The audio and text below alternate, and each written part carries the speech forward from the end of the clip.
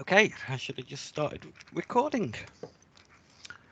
And this is bioethics, the ethics of deliberate extinction. Now, I'm recording this for those of you who couldn't turn up to the class. And I suppose if you turned up to the class, you can listen to this and recap what we were talking about. Because this is a PowerPoint designed for uh, lots of discussion. Essentially, I will stop at certain points so to pause for you to be able to think about things, maybe message your mate, maybe write a few things down, or just listen through straight as it is. Hopefully, it will be very informative.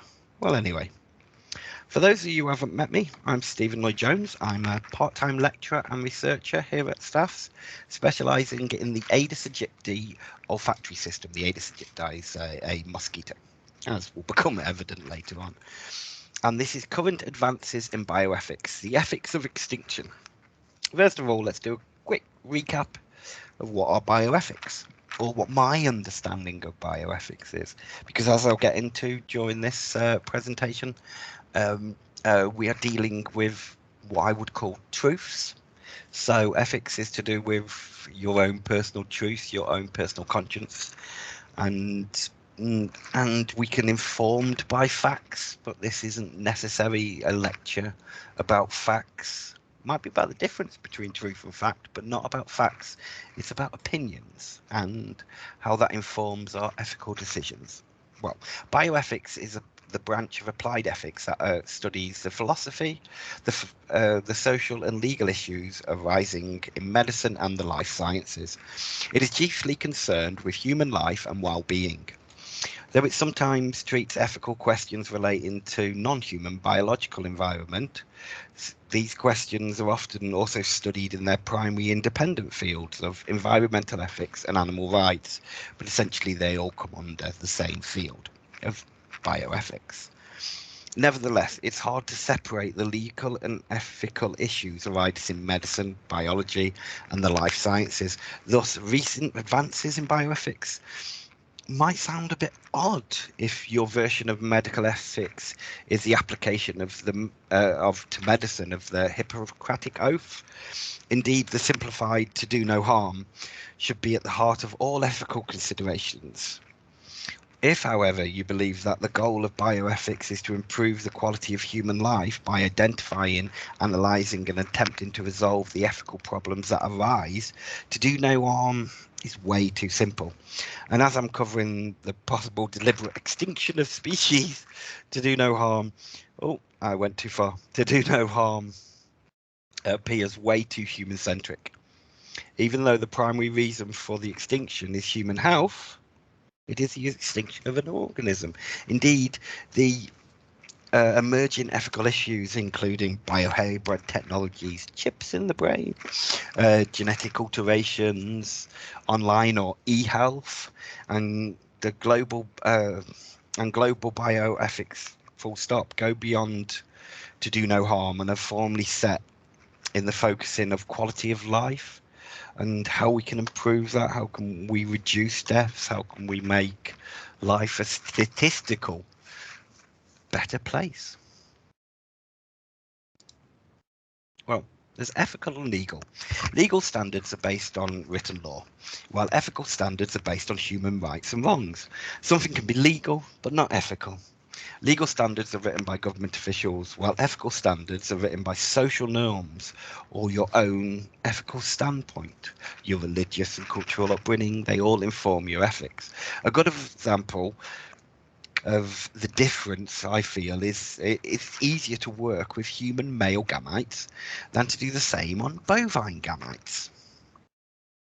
As a human can give permission for the use and the cow can't. Oh, excuse me. Even though you can eat the flesh of a cow, you get the point. As ethics are a set of moral values an individual establishes for oneself and your own personal behaviour, it could feel that using animal male gametes is more ethical than human ones. However, the legal ethical standards means it's less paperwork to use human sperm. They can just tick a form, whereas the animal with animal sperm they can't. Now, At this point, we'll pause for a second so you can think about those points, and we would have a discussion in class, and we move on. Okay, hopefully you've unpaused. Mosquitoes. Should we make them extinct? Which is kind of the essence or the core of this presentation. Well, as you can see, over 500,000 deaths by mosquitoes, and that's gone down in recent years quite a lot. We tried many ways of killing them and getting rid of them, but nothing has quite worked. Insecticide resistance, etc., has been developed, while the insecticides and pesticides do harm to the environment as well. So that's the Aedes aegypti mosquito.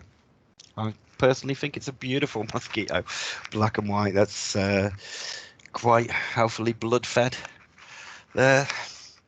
But because of the relative success I touched on a bit ago of the control methods on essentially Anopheles gambiae, but malaria mosquito, the current aim in vector science is the Aedes aegypti, the main vector of Zika, dengue, chikungunya, and other viruses. And because the Aedes aegypti mosquitoes live near and prefer to feed on people, they are more likely to spread viruses than other types of mosquitoes. So any emerging viruses that come through, they're probably going to be the ones. And what are we going to do about it? Well, that's Oxitec sterile male technique. Up there, you've got the life cycle of a mosquito and the life cycle halted in an Oxitec sterile male. As shown above, the introduction of, in this case, the Oxitec method of sterile males renders the offspring sterile. In the example above, unable to emerge into its adult, but different methods allow emergence but leave the adults still unable to reproduce. So one day, just like for the humans in the film Children and Men, which is a good film if you haven't seen it, and asks good ethical questions that we're kind of touching on here, all the adult mosquitoes will be infertile. So the last egg hatches. The larvae emerges. Its childhood is spent on the surface of a stagnant puddle, lasting for around a week. If it's lucky, it emerges. A male adult would while away its days feeding and pollinating flowers, enjoying the sunshine before succumbing to old age in about a week. If female, she could have an entire month to gorge herself on the blood of nearby vertebrates. Either way, the mosquito will be extinct within a matter of weeks, hopefully taking with it not only the capacity to spread death and disease, but the secrets of its own demise, buried deep within the genetic code of that lost mosquito, a gene that renders the organism sterile. This deadly heirloom only appeared in the species a few years before, placed there by their invertebrate prey. At first, only a tiny fraction of the population even harboured this gene, but these first of the last mosquitoes weren't born in a puddle or a swampy marsh. They came to being in the confines of a laboratory somewhere, conceived in petri dishes and engineered by scientists like you. A lot of this research, Oxitec itself and other places up and down the country, a lot of this research is happening in England. We might have, and this probably is, the means to kill them. But should we? Should we make Aedes aegypti or the more harmful mosquitoes extinct? Once again, I'll pause moment to consider that. And presumably you've unpaused. How this is achieved by using a gene drive. Since mom and dad mosquito are only contributing 50% of their genome to the next generation, any given gene in a single organism will have a 50% chance of being passed on. But if a gene drive increases the chance of transmission by using a more dominant gene, say, even if the gene has a deleterious, I could never pronounce that word, a negative side effect, causing harm or damage, like making them sterile, the gene drive keeps the gene in that population at higher than expected rates. The gene persists, keeps increasing with each successive generation until most or all mosquitoes are sterile and thus become extinct. What do the experts think? Because this is kind of already happening. So let's see the truths we can trust, kind of. These are the scientists, some cases behind it, certainly with a hell of a knowledge on this subject. So there have, and of course, there has been thousands of species that are indeed gone for good. In the class version of this, we'll be discussing things at this point, so feel free to pause. Something, I think I've just flashed off the screen for a second. Sorry about that. But feel free to pause and then think about this yourself. For this recording, I'll read them out. And the same with the next truth or trust kind of slide. If we took out Aedes aegypti, that would be something. Nothing good comes of them, just people getting really sick. A. Reed, 2016. I'm not worried about eradicating invasive mosquito. Are they invasive? It's an urban species that specialises on feeding on people. Very true. The result of removing them is health to humans and more people. It would certainly help. They're certainly doing a lot of harm, and removing them would certainly give a lot of help. Cannot help but agree. There's been lots of debate in the last 10 years whether we should eradicate mosquitoes, or at least 100 species or so. Ooh, it's getting severer quickly, isn't it? That serve as disease vectors for humans, says David McManus, director of Stanford University's Centre for Biomedical Ethics. So, biomedical ethics is covering whether we should just think about that for a second, and the expansion from the Aedes aegypti to the hundreds or so species that can serve as disease vectors. So it's escalating. If you look at the science, the majority of scientists, and they do, think we could probably eliminate mosquitoes without too much harm to environment. So now we're talking about all mosquitoes. So they're truths, and we can trust those views. These are scientists who are working in the field, who are considering their biases, and this is their honest conclusions and their personal truths they're coming to. Well, what is a truth? See, it's true. You've probably seen this online, this meme, but it's true that it's a square. It's a truth, it's a circle, but it's a fact that is in the middle, and each truth is a perspective, and that's what we're dealing with here. In ethics, you're a lot of the time dealing with perspectives and emotions more than you are dealing with fact. So the truth is, we need to do something about the Aedes aegypti, and the truth is, we probably need to kill all Aedes aegypti. Or is there more than one perspective, and what are other truths we can trust? Well, so we get to the point of eliminating potential vectors. Like all biting midges, we go beyond that slide and go to the next one. Well, these flies are the primary pollinators of the cocoa tree, the beans which are used to make chocolate. One genus of midges, to which there's about 1,000 described species, plays the key role in producing chocolate. There's a laboratory in England, because of the environment, it means they can't escape, where they specialise in this because chocolate's worth so much money in what plants work, in the pesticides, in the it's so complicated. It's worth looking up if you're at all interested. Anyway, we'll move on. But so biting midges, can't get rid of them. We need chocolate. What are the other things we need to consider? Well, these are the truths we can trust. We have to make every effort to be humble in recognising the limits of our knowledge, warns bioethicist Bieber Manis in 2018. He's done right there. We've made lots of mistakes in the past. Science can be used for good and it can be used for bad. And lots of things. It's the story comes to mind if you look at the person who put lead into petrol. Some of the YouTube videos will be like the most unlucky scientist of all time, the scientist who did the most harm, kind of headlines. But it's worth looking at his work, because I don't believe he ever set out to do so much harm, but he just certainly had an impact in everything he researched. So that's got to be true. We ought to be very careful before we do anything that has irreparable consequences, and surely eliminating a species is such a thing. We don't know what the impacts of eliminating these mosquitoes, but I wouldn't make an argument for keeping them either. He goes on to say, eliminating the disease is one priority. Despite the consequences, it still has to be the number one priority. And agree with him, but we've got to consider what the other consequences might be. And certainly one of those consequences is going to be a genetic bottleneck, which will increase the mutations. Most of them negative. There's that word again I couldn't say earlier. Most of them negative mutations that could speed the extinction and probably will. However, if only a few mutate to be able to reproduce or infect a different organism, what will happen then? And how will they evolve? And believe me, mosquitoes evolve quickly. The quick life cycle means quick evolution, and they're very adaptable. So what can we trust?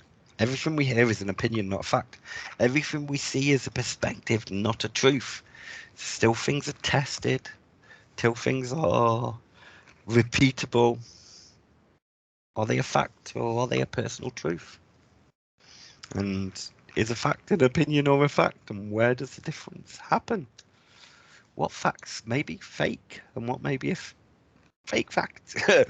In 2017, in New Zealand, government announced that it would pursue gene drive technology to eliminate 8 invasive mammalian species, all introduced accidentally. Their presence has wreaked havoc on the fragile ecosystem, pushing native species to the brink of extinction. Gene drive techniques could eliminate or drastically reduce the populations of these invasive predators by 2050. So that's not insects. That's nice furry mammals in some cases. Admittedly, we don't like rats, but we do tend to like small furry mammals. And then again, we don't like mosquitoes, but mosquitoes are not strictly an invasive species, not all of them anyway. And for all the death they cause, they do fulfill a role in the global and local ecosystems. They act as pollinators for flowering plants and as a food source. It's hard to predict exactly what would happen if the mosquito disappeared from its ecosystem. Another species would probably fill its void. Which one is hard to say, but it's also entirely possible that it could be replaced by an even more deadly pervasive disease. Once again, this is a big discussion point, so a pause point for those of you only listening to the video, and we'll move on to the next. Facts and truth. So how do we know what to trust? Well, it is a fact that New Zealand are doing the gene drive on mammals. I don't know how I feel about that, but it is also a fact that they're invasive species, and it's a fact that the New Zealand ecosystem works without these mammals. And I want the marsupials. I want the uniqueness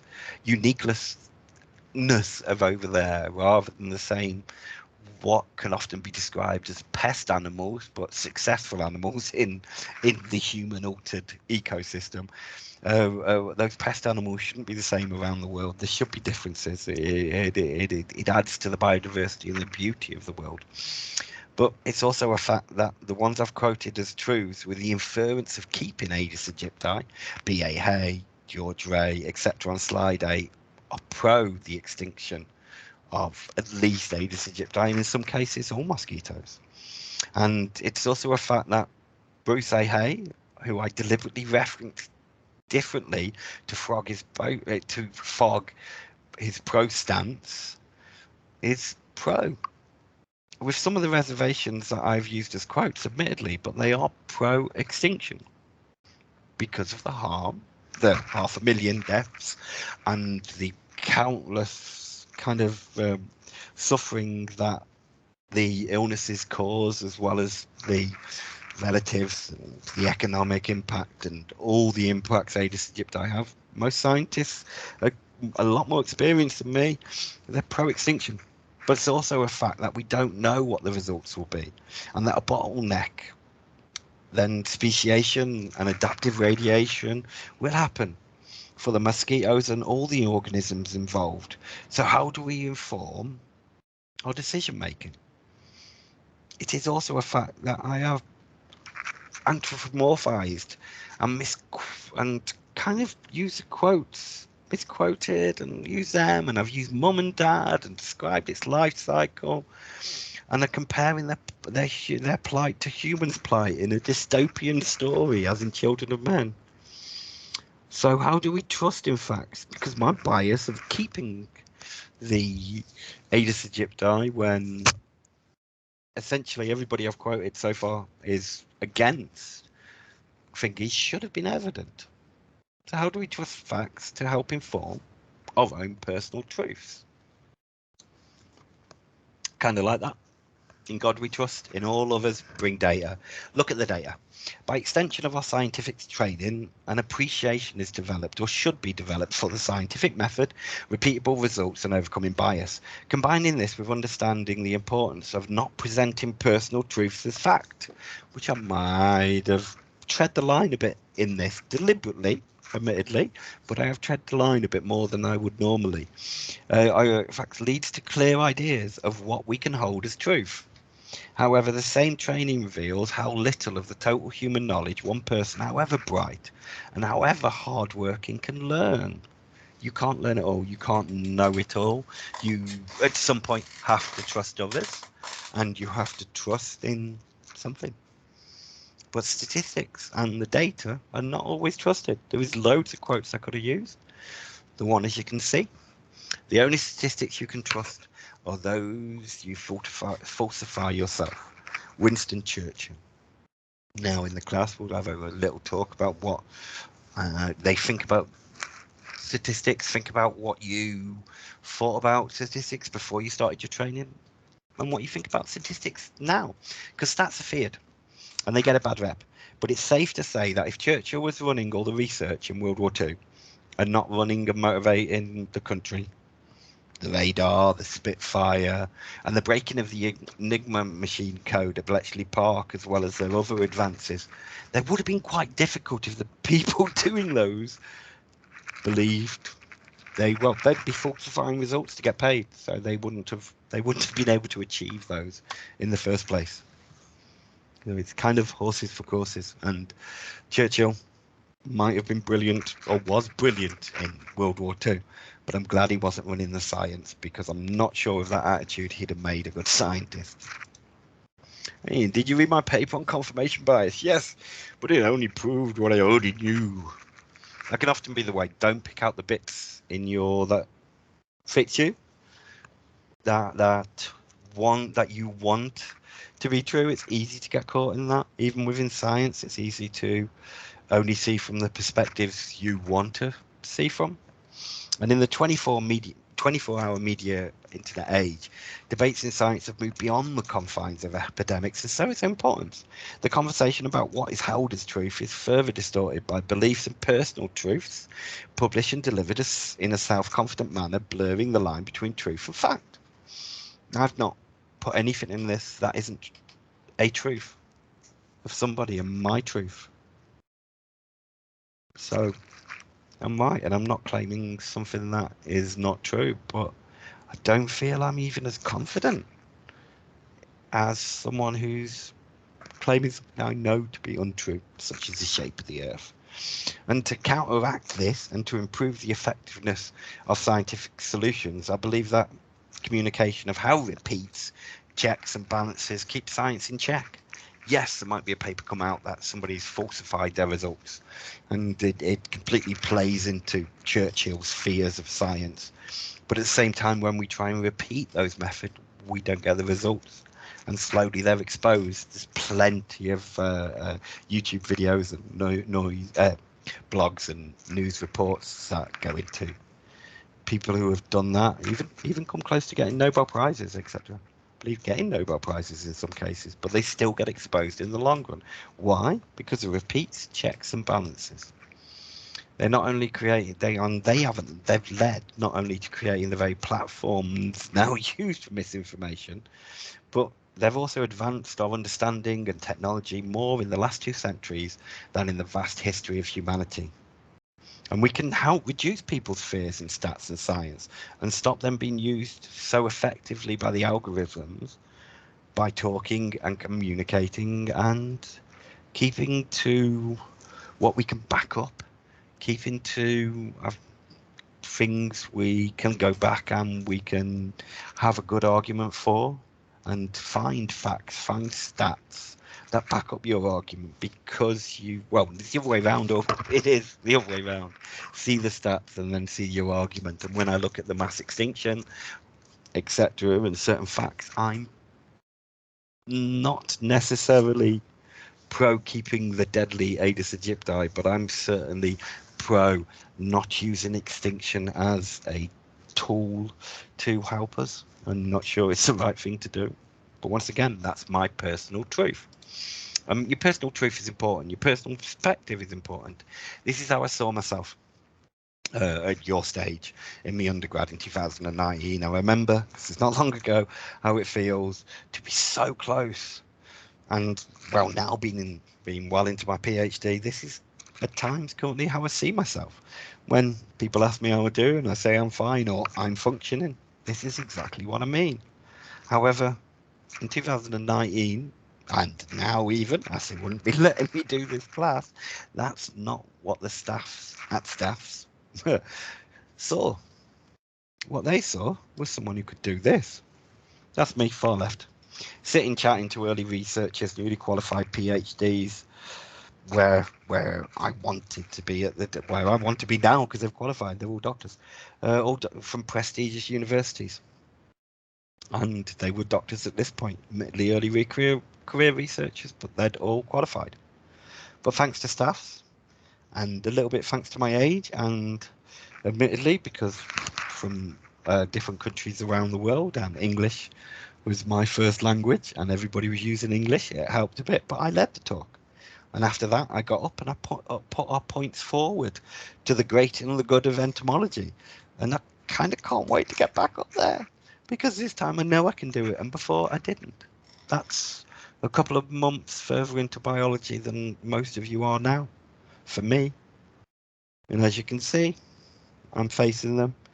I feel, even in that picture, which was a publicity one, I believe, taken by Ento19, you can see that I'm engaging. I'm not as in fear of the situation that's developing around me as others, which is brilliant. And the difference from that point, and the difference in me from that to graduation, is amazing. And the only thing you can have faith in at the moment, please have faith in us, is your lecturers. They're good. And if you don't have faith in yourself, have faith in the system, and have faith in the faith that's been shown in you. You're here for a reason. So if you don't believe in yourself, have faith in your previous results and just keep going. It's not meant to be easy. And if you're thinking, yes, it's been really easy so far, and you're not getting 90s in every test, why not? Could you try harder?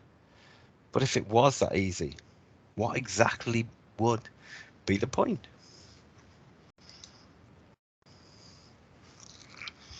Aedes aegypti extinction. Back to the actual thing we're talking about.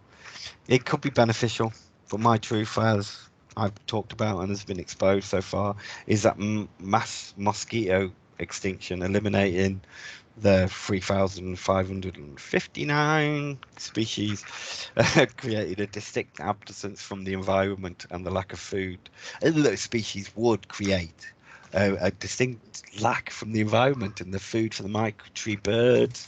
The number of the birds would drop, some scientists believe, for about half, and there's good evidence for that, good facts behind that, the history, and we look at what's going on. And some scientists predict that a similar fate awaits for many fish species around the globe, which would need to adapt their diet just to survive, because they feed on mosquito or midgey, but mainly mosquito larvae.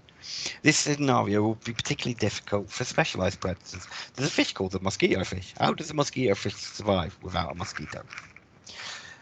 In fact, if mosquitoes were to disappear on the whole, and other insects and fish that feed on them would dwindle in number, which would cause a ripple effect throughout the food chain. It would shake up the whole global environment as we know it, and in the end affect our own lifestyles in environment and food production. I happen to believe that speciation and adaptive radiation will fill that gap, certainly with Aedes aegypti are deleted. But during the current mass extinction, is it worth the risk? when it's a fact that improving the lifestyles of the poorest is what removed mosquito as a major vector in Great Britain long before we could genetically target an organism for extinction. And in the case of smallpox, it's vaccination that eradicated it after 3,000 years as one of the world's most feared diseases. So, should we kill all of them? And what's the flip side to that? De-extinction. The flip side of our managing the flip side of managing our environment with extinction is de-extinction, providing the opportunity for humans to rectify past harms inflicted on other species as well as to expand species diversity. But many extinct species were driven out of existence as a result of habitat loss. So don't we need the habitat before we de-extinct? And others lived in habitats that have long since altered dramatically. In addition, in the near term anyway, uh, uh, de-extinct species would be considered endangered and would require lots of money for conservation, for which the resources often are very constrained or completely lacking. De-extinction, by providing the option to bring a species back later, also could have the unintended consequence of condemning extinction. Is it worth not building the city that ends the life of the endangered white rhino or grey rhino or tiger? If you could just bring them back, you might as well build that factory or city, hadn't you? Is that what people think? Is that how the ethics would change? So it is interesting, very interesting. I found it, and lots to talk about and think about with that. But still, it threatens biodiversity, and what happens if what would then be an invasive species, or would it if it come there before? What effect would that? Fascinating, but needs looking into so much. The emergent properties need looking into so much. In the case of mammoths and butterflies, it is believed that they could be a keystone organism. So by introducing them, you would revitalize the habitats. But be it de-extinction or extinction of any organism, the emergent properties and the results of that are so complicated that it's so hard to predict and to model. So it becomes a big debate, and once all the facts are lined up, they should and they will influence your decision, but the decision will come to a personal truth ones and what people believe rather than what can be proved, and that is often the case with ethical situations. And who makes that? Who has the power and privilege to discuss what happened? Well, there's implicit biases and structural forces assigned to the status of people, which in turn may create differences in power and privilege. The concept of power and privilege in the context of research specifically, who has the right to formulate the questions, to define what are the benefits and harms, and to define what qualifies success, has been traditionally a Western white male privilege power, and they have often not had the same life experiences as females or poor people from their community or from different countries and people from minority communities and immigrant. Thus, the mistake of assuming they know what is needed by the people they are working to serve has often been exposed in hindsight. And although my Western hippie bias points towards saving the Aedes aegypti, though its existence doesn't directly affect my life, however hopeful by exposing however hopefully by exposing my personal biases to you and how I have used them to present my half of this discussion piece will help you later on. How how to help you to see and account for your own biases when considering ethics and the differences between what is truth and fact. If you can't back it up, it can't be repeated. It is a truth, not a fact. Thanks for listening, and thanks for being scientists, and I hope you are as infused and as trusting in the scientific method as me. If not, why not read more and enjoy, and good luck in your final tests. Proud of you, and I've got a lot more faith in you guys than you have in yourself, so thank you. Now gotta find how to turn it off. Okay, I will stop recording. Cheers everyone. Bye.